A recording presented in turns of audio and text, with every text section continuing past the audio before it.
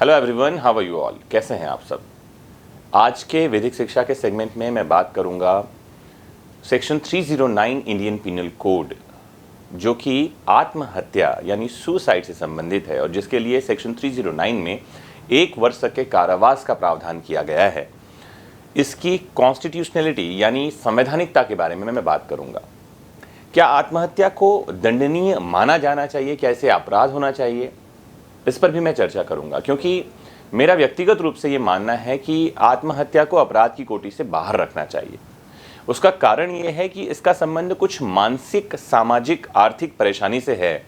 इसका संबंध मीन्स रिया यानी कि गिल्टी माइंड से तो नहीं है। लेकिन अलग अलग बातें हैं, अलग अलग मंतव्य हैं। आज हम समझेंगे कि कौन सी बात है और क्या होना चाहिए और क्या नहीं होना चाहिए। विधि आयोग की रिपोर्ट क्या कहती है, केंद्रीय सरकार का क्या सोचना है और विभिन्न राज्यों के क्या मत हैं, इस पर हम बात करेंगे। तो केंद्रीय सरकार जो है उसने अभी 2014 में जो लेटेस्ट विधि आयोग की रिपोर्ट आई थी, उसमें एक बात आई कि आत्महत्या को अपराध से बाहर कर देना चाहिए। केंद्र की सरकार ने आत्महत्या के प्रयास से संबंधित जो भारतीय दंड संहिता की धारा है 309, उसको समाप्त करने की जो विधि आयोग की अनुशंसा है उसको स्वीकार भी कर लिया है। तो आपको बताऊं कि ये बहुत ही संवेदनशील मुद्दा है जिस पर लंबे समय से बहस चल रही है, क्योंकि कानून व्यवस्था राज्यों का विषय है। तो इसे बदलने के लिए, इसमें बदलाव लाने के लिए राज्यों का पक्ष भी महत्वपूर्ण है। आपको जानना चाहिए कि 18 राज्य और 4 केंद्र शासित प्रदेश जहां 309 को समाप्त करने के पक्ष में हैं, वहीं बाकी राज्यों ने कुछ पहलुओं को अधिक स्पष्ट करने की बात कही है। विधि आयोग ने जो 1971 में अपनी 42वीं रिपोर्ट सौंपी थी, उसमें इसको समाप्त करने की अनुशंसा की थी। 1978 में इससे संबंधित बिल भी राज्यसभा में पास हो गया, लेकिन लोकसभा भंग हो जाने के कारण यह बिल बीच में ही अटक गया, पास नहीं हो पाया।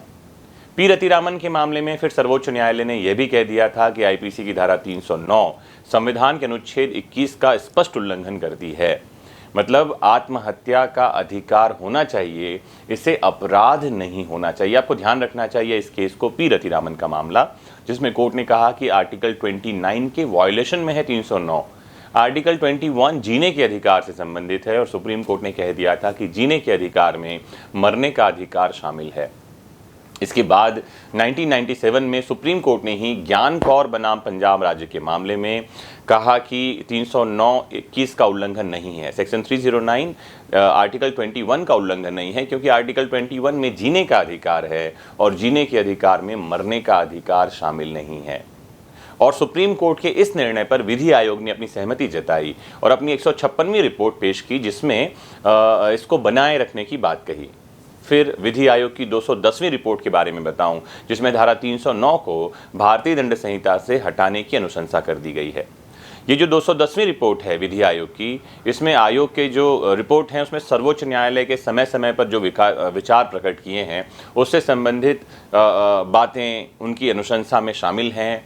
और उनका ये कहना है कि जो आत्महत्या का अपराध है, इसे अपराध की कोटि में नहीं होना चाहिए।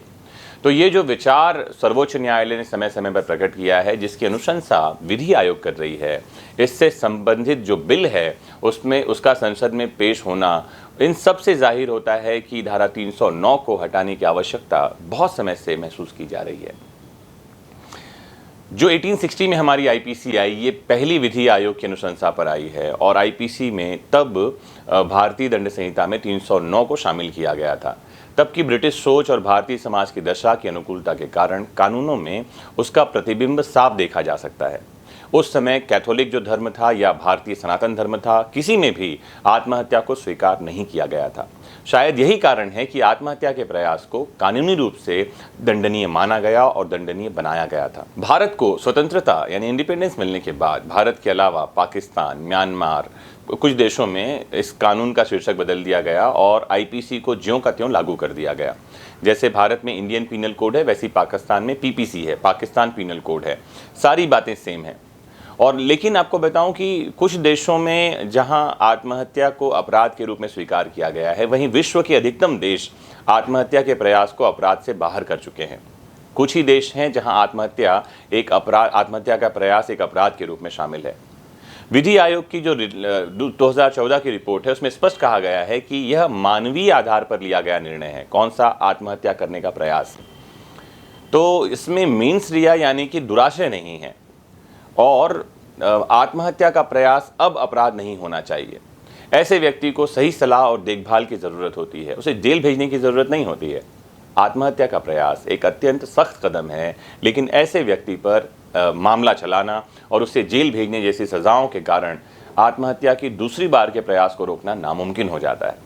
मतलब अगर व्यक्ति दूसरी बार जो है और गहनता से और सघनता से अंजाम देगा ताकि वो बचे ना और उसे वापस से जेल ना भेज दिया जाए। आत्महत्या को मानसिक स्वास्थ्य के साथ जुड़कर देखा जाता है, लेकिन इसके पीछे आपको बताऊं सामाजिक, पारिवारिक यातना, आर्थिक परेशानी, पीड़ा और हानि जैसी चीज़ें होती हैं। इसे लेकर राज्यों की अनेक आशंकाएं हैं। बिहार, मध्य प्रदेश, दिल्ली और पंजाब राज्यों का मानना है कि इससे एक आत्मघाती हमलावर को बचने का मौका मिलेगा। दूसरा, सरकारी नीतियों के विरोध में होने वाले प्रदर्शनों में आमरण अनशन की तीव्रता जो है ये बढ़ जाएगी और अधिक लोग आत्महत्या को धमकी के रूप में उपयोग करेंगे। इस तरह के प्रयास कानून लागू करने वाली एजेंसियों के प्रयासों को पंगु बना सकते हैं, ऐसा कई सारे राज्यों का मानना है। 309 को हटाने के जो प्रमुख आधार हैं उसकी बात करूं तो आत्महत्या करने वाले को आपराधिकता से बचाना, क्रिमिनलिटी से बचाना इसका एक आधार है। लेकिन परेशानी क्या है कि सुसाइड बॉम्बर या साइनाइड की गोलियां खा लेने वाले जो लोग हैं उनको आत्महत्या के प्रयास से अगर उनको मुक्ति मिल जाएगी तो क्रमशः ये व्यापक विनाश और महत्वपूर्ण तथ्यों को समाप्त करने, पुलिस की कार्यवाही में बाधा पहुंचाने, आतंकवाद को फैलाने में, बहुत सारी परेशानियों को बढ़ाने में ये सहायक हो जाएगा, जिसके लिए भारतीय दंड संहिता में वैसे अलग से प्रावधान भी हैं। ये भी समझने की आवश्यकता है कि सबके सामने किसी अनुचित मांग के लिए आत्मदाह करने वाले को सजा अवश्य मिलेगी, क्योंकि गैर कानूनी और गैर मानवीय तरीके से किसी का विरोध प्रकट करना ये कहीं से कहीं तक लोक व्यवस्था के अनुकूल नहीं है और ये सामाजिक नहीं माना जा सकता। फिर इसके बाद पुलिस की जांच ज़रूर होनी चाहिए आत्महत्या और आत्महत्या के प्रयास में। अगर कोई व्यक्ति आत्महत्या करता है तो उसे आत्महत्या के प्रयास करने वाले व्यक्ति को जेल में न डालकर उसको साइकेट्रिस्ट के पास भेजना चाहिए, उसको मानसिक इलाज की तरफ भेजना चाहिए। ऐसा विश्व के कई देशों में होता है, भारत में भी ऐसा किए जाने की आवश्यकता है। और यदि किसी व्यक्ति ने उसको आत्महत्या के लिए उकसाया है तो सेक्शन 305 और 306 में उकसाने वाले को सज़ा मिलनी ही चाहिए, उसकी माफ़ी की बात नहीं की जा सकती। सेक्शन 305 में ऐसे व्यक्ति को उकसाने के लिए सज़ा है जो मानसिक रूप से अस्वस्थ है और 306 में किसी सक्षम मानसिक स्वास्थ्य वाले व्यक्ति को उकसाने के लिए सज़ा का प्रावधान है। तो इतनी सारी बातों को जब हम ध्यान में रखते हैं तो पता चलता है कि फ़िलहाल सेक्शन 309 जो इंडियन पीनल कोड है, आत्महत्या का प्रयास, ये कॉन्स्टिट्यूशनल है, संवैधानिक है, ये आर्टिकल 21 का वायलेशन या हनन नहीं है, जैसा कि Gyan Sudha Kaur versus state of Punjab वाले मामले में सुप्रीम कोर्ट ने कहा। लेकिन जो नई विधि आयोग की रिपोर्ट है जिसके आधार पर आईपीसी में अमेंडमेंट होने वाला है, तो बहुत जल्दी आपको ये देखने को मिलेगा कि आत्महत्या जो है ये अब अपराध नहीं रह गया। वैसे भी आईपीसी, सीआरपीसी और एविडेंस में बहुत जल्दी अमेंडमेंट्स होने वाले हैं। केंद्रीय सरकार ने इसको मंजूरियां दे दी हैं। आज के लिए इतना ही। मैं बहुत कम समय में बहुत सारी बातें बता गया हूं। अगर आपको कुछ नहीं समझ में आया हो तो पॉज करके रिवाइंड करके देख लीजिए। कुछ और पूछना चाहते हैं, बोलना चाहते हैं तो कमेंट बॉक्स में लिखिए। आपके कुछ प्रश्न हैं इससे रिलेटेड तो ज़रूर मुझे बताइए। और सबसे इम्पॉर्टेंट है, आपके अपने प्लेटफॉर्म वैदिक शिक्षा से जुड़े रहिए, शेयर करते रहिए, कमेंट करते रहिए, लाइक करते रहिए। Have a nice time, take care, bye bye.